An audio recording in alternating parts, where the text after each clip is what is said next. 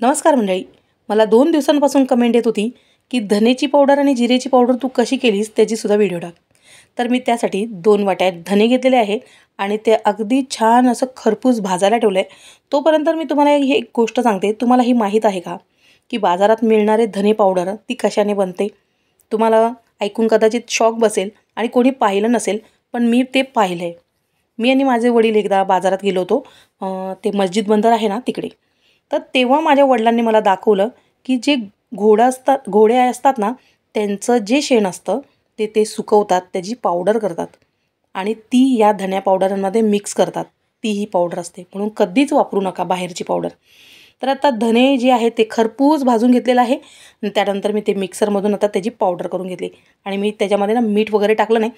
पण तुम्हाला टाकायचं असेल तर 1 चमचा मीठ नक्की टाका. पण जिऱ्या पावडरमध्ये मी अजिबात मीठ वगैरे टाकणार नाही आहे. आता ही आपली वाटलेली पावडर आहे ती मी एअरटाईट डब्यामध्ये भरून ठेवते आणि अगदी सोपं आहे.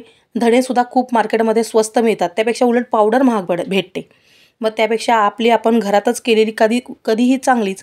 आणि जो आपला घरगुती मसाला असतो ना, तो सुद्धा कधीच बाहेरचा घ्यायचा नाही, आपणच घरामध्ये तो दळायचा. खरं तर त्याच्यासारखी टेस्ट बाहेरच्या मार्केटमध्ये कधीच मिळत नाही.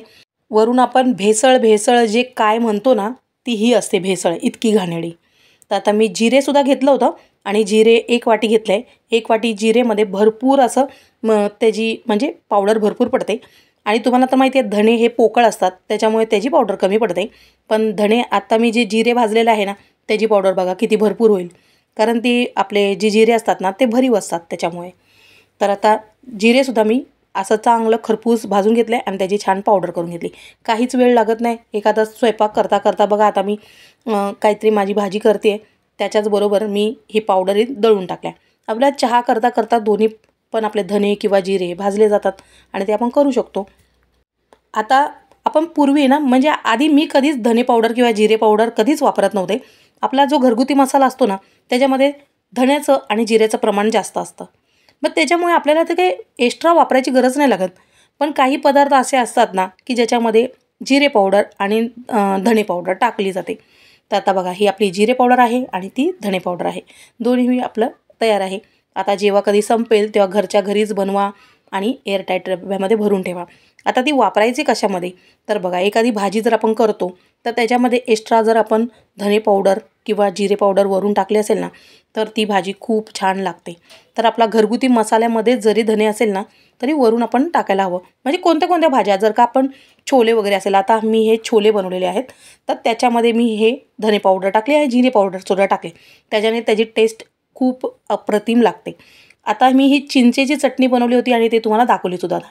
त्याच्यामध्ये टाकण्यासाठी खरं तर मी ही पावडर केली होती आणि आता आपली चिंचेची चटणीसुद्धा तयार आहे. त्याच्यामध्येही मी वापरलेली आहे धनेची पावडर.